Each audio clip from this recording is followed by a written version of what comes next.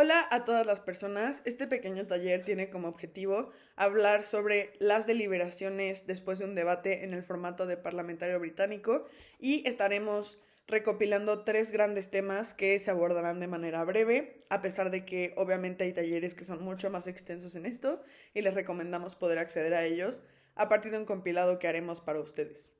Hay tres puntos centrales en este pequeño taller. Lo primero es cómo aportar a una deliberación siendo una persona jueza, sobre todo cuando no somos personas juezas principales, sino trainee o panelistas. Segundo, errores a evitar dentro de la deliberación. Y lo tercero es cómo se ve una deliberación a grandes rasgos. Vamos primero por el tercer punto y luego hacia arriba. ¿Cómo se ve una deliberación? Después de un debate que duró usualmente una hora, hora y cuarto aproximadamente, las personas juezas se irán a una sala aparte del debate para deliberar o discutir qué fue lo que pasó en el debate y tomar una decisión respecto a qué equipos ganan y qué equipos pierden, asignando del primer al cuarto lugar en ese orden. La deliberación dura no más de 20 minutos, bajo ninguna circunstancia deberíamos de tener extensión de ese tiempo. Dentro de la deliberación, lo que usualmente ocurriría es la persona jueza principal la guiará con base en lo que crea que es más importante. A pesar de eso, usualmente lo que se hace, y esto no es como regla generalizada, es dar un par de minutos al inicio de la deliberación para revisar nuestras notas. Después iniciamos la discusión de todas las comparativas, es decir, el cruce largo, el cruce corto, gobiernos, oposiciones altas y bajas, para determinar un call o una decisión.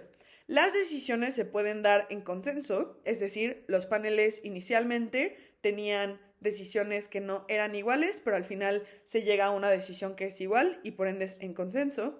Lo segundo es una decisión unánime, que es todas las personas están de acuerdo con las posiciones, una posición en particular o todas las posiciones, y una decisión dividida o decisión split, en el que no se logró llegar a un consenso o no se logró llegar a un punto de acuerdo, por lo que algunas de las personas terminan por decidir de manera en la que, por ejemplo, la Cámara Alta de Gobierno gana 2-1 frente a la Cámara Alta de la oposición. Es importante que dentro de estas deliberaciones, usualmente las personas juezas principales harán preguntas o la guiarán para poder intentar llegar a estas decisiones. No es siempre cierto que se llega a decisiones unánimes o en consenso y tampoco es per se el objetivo, sino estar actives y escuchando para poder llegar a lo que creemos que es el resultado más óptimo posible. Además, dentro de la deliberación, después de toda la discusión que he nombrado hasta ahora, haríamos la asignación de puntos de persona oradora con base en la tabla de Atenas. La tabla de Atenas es una tabla que nos permite ver un rango promedio o un rango superior al que se le debería otorgar a los discursos y con base en eso se enlistan para poder sumar si es que un equipo, por ejemplo, tiene 160 puntos, que fue el equipo que quedó en primero, y luego un equipo que tiene 158, que fue el equipo en segundo, y así sucesivamente. Esto es como se ve una deliberación. Posterior a deliberar, las personas juezas principales darían una retroalimentación oral para los equipos y que puedan escuchar y saber por qué ganaron o perdieron a partir de distintas justificaciones y buscar en muchas ocasiones retroalimentación personal. ¿Cuáles son algunas formas de aportar a la deliberación, sobre todo cuando no somos personas juezas principales? Lo primero es evidenciar claramente los criterios que nos llevaron a tomar una decisión. En una vida cotidiana esto se vería como, por ejemplo, yo prefiero comer una hamburguesa antes que comer pizza porque la hamburguesa tiene mayor valor nutricional, tiene carne, tiene una diversidad de sabores. Este ejemplo es análogo a los criterios que utilizaríamos dentro de una deliberación, como decir, considero que la Cámara Alta de Gobierno gana en este debate porque enlista estos tres argumentos que son mejores que los de la Cámara Alta de la oposición, porque la Cámara Alta de la oposición, primero, no lo responde y segundo, la Cámara Alta de Gobierno tiene un análisis más profundo para entender estos argumentos. Nos dan más razones para creer que esto es cierto y estas razones no son respondidas por la Cámara Alta de la oposición. Lo segundo para aportar a la deliberación es tener una toma de notas efectiva, es decir, estar escuchando activamente el debate, en todo momento seguir o poder seguir de la mejor manera posible la toma de notas y lo que está ocurriendo en el debate, así como intentar anotar la mayoría de las cosas que nos parecen relevantes para poder traerlas a la deliberación. Esto es conocido como tracking. porque hay ocasiones en donde, por ejemplo, una persona jueza puede asumir o decir que lo que Cámara Alta de Gobierno dijo no es cierto porque no lo probaron, mientras que el tracking es importante porque otra persona jueza puede contradecir eso diciendo no, en mi toma de notas esto está efectivamente dicho en estos distintos puntos, por lo que yo considero que este equipo gana. Lo tercero importante para aportar a la deliberación es intentar no tener los casos en aislado, sino en comparativa. Es decir, de qué manera choca el caso de la Cámara Alta de Gobierno con el de la Cámara Baja de la oposición y no decir el análisis de Alta de Gobierno es muy persuasivo por sí mismo, porque esto no es significativo para la deliberación o entender por qué ganaría a la Cámara Baja de la oposición. Lo cuarto importante para aportar a la deliberación es, tenemos muy poco tiempo. 20 minutos para revisar tantas comparativas limita las cosas que podemos decir.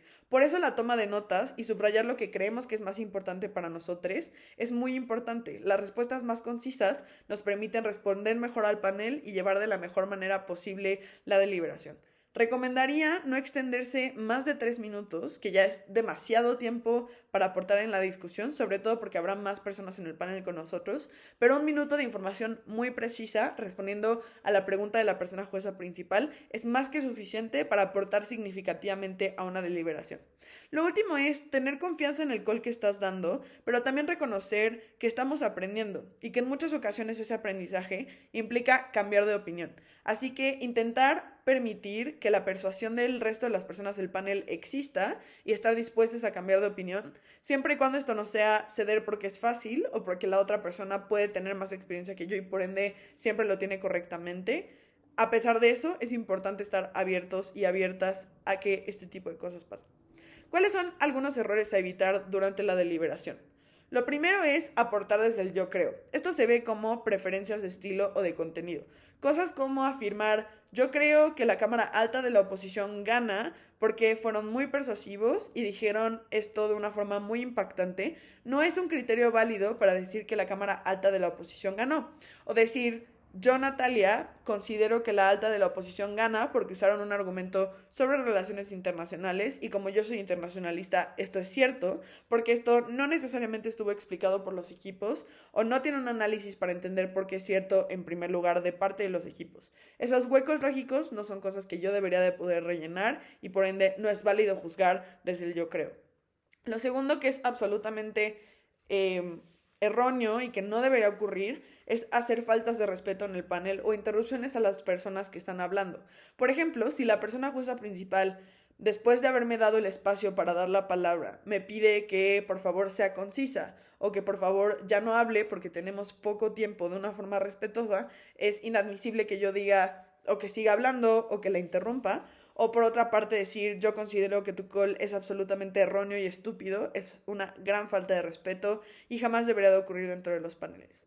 Lo último es escuchar atentamente a la persona jueza principal y a las personas panelistas, sobre todo reconociendo que estamos aprendiendo en este entorno y que es particularmente importante para mejorar tanto nuestros criterios como nuestra forma de evaluar los debates. Eso es cómo se ve a grandes rasgos una deliberación. Les recordamos que tendremos un compilado de talleres para poder acceder a talleres mucho más extensos de esto y ojalá haya sido de utilidad esta información.